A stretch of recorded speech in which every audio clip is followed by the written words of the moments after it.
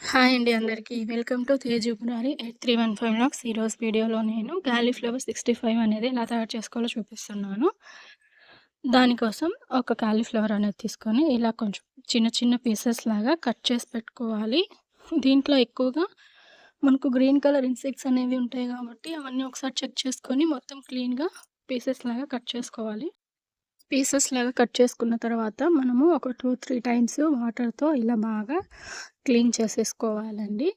Clean చేసుకున్న తర్వాత మనము ఇందులోకి కొంచెం బాగా మరుగుతున్న వాటర్ అనేది పోసి ఒక 10 మినిట్స్ అలా వదిలేసేయాలి. అప్పుడు అందులో ఏమన్నా పురుగులు అలా ఉన్నా కూడా పైకి వచ్చేస్తాయి కాబట్టి మనం ఈజీగా వాటిని తీసేసి రిమైనింగ్ ప్రాసెస్ అనేది రెడీ చేసుకోవచ్చు. ఇలా ఒక 15 మినిట్స్ తర్వాత మనము వాటర్ అంతా తీసేసుకొని పక్కన ప్లేట్లోకి తీసుకోవాలి. వాటర్ అనేది మొత్తం పోయేంత వరకు తీసేసుకోవాలండి. ఎందుకంటే తర్వాత మనం యాడ్ చేసే మసాలాస్ అనేవి కాలీఫ్లవర్‌కి పట్టుకోకుండా అంతా విడిపోతుంది కాబట్టి మనం వాటర్ అనేది లేకోకుండా మొత్తం తీసేసుకొని పక్కకు పెట్టేసుకోవాలి.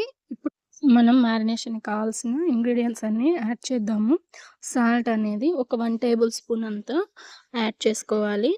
తర్వాత 1 ½ టేబుల్ స్పూన్ అంతా ధనియా పౌడర్ యాడ్ చేసుకుంటున్నాను.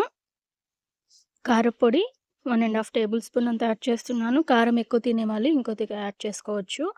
ఇది మైదా ఒక 4, 5 టేబుల్ స్పూన్లు అనేది యాడ్ చేయాలి. తర్వాత కార్న్ ఫ్లోర్ కూడా యాడ్ చేసుకోవాలి. ఫస్ట్ నేను కొద్దిగా యాడ్ చేస్తున్నాను. తర్వాత ఒకసారి మళ్ళీ చెక్ చేసుకొని బైండింగ్ సరిగా ఉండకపోతే ఇంకొంచెం యాడ్ చేస్తాను. ఇప్పుడు అల్లం వెల్లుల్లి పేస్ట్ ఒక 1 టేబుల్ స్పూన్ అంతా యాడ్ చేయాలి. గరం మసాలా 1 టేబుల్ స్పూన్ అంతా యాడ్ చేస్తున్నాను. ఫుడ్ కలరు ఇది ఆప్షనల్ అండి. ఫుడ్ కలర్ అనేది వేస్తే మంచిగా రెడ్ కలర్ అనేది వస్తుంది. లేదంటే బ్రౌన్ కలర్‌లో ఉంటాయి. కాబట్టి మనకు పక్కా స్టైల్‌లో రావాలంటే కొంచెం ఫుడ్ కలర్ అనేది యాడ్ చేస్తేనే బాగా టెక్స్చర్ అనేది కనిపిస్తుందండి. ఇప్పుడు ఇవన్నీ మనం కాలీఫ్లవర్‌కి బాగా పట్టేలాగా కలిపేసుకోవాలండి. నేను పైన చెప్పిన ఇంగ్రీడియెంట్స్ అన్నీ నేను తీసుకున్న 250 గ్రామ్స్ కాలీఫ్లవర్ పీసెస్ అనే దానికి చెప్పానండి.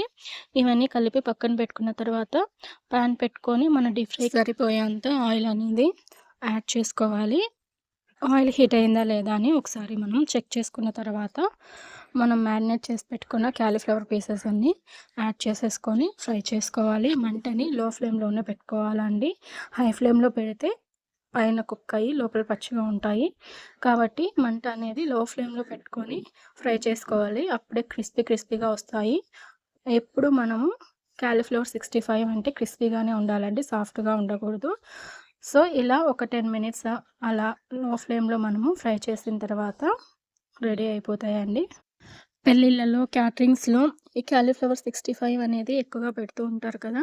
ఎందుకంటే టేస్ట్ కూడా చాలా బావుంటుంది. మనం దీన్ని రసం లేదా సాంబార్ అన్నంలోకైనా తీసుకోవచ్చు. లేదంటే మనం సాస్‌తో ఈవినింగ్ స్నాక్స్ లాగా అయినా కూడా వీటిని తీసుకోవచ్చండి. సో, చూసారా ఇలా రెడీ అయిపోతాయి. కాసేపు ఫ్రై చేసిన తర్వాత ఇప్పుడు అన్నీ మనం పక్కకు తీసి పెట్టేసుకోవాలి. తర్వాత రిమైనింగ్ ఉన్నవి కూడా మనం యాడ్ చేసుకొని ఫ్రై చేసేసుకోవాలండి.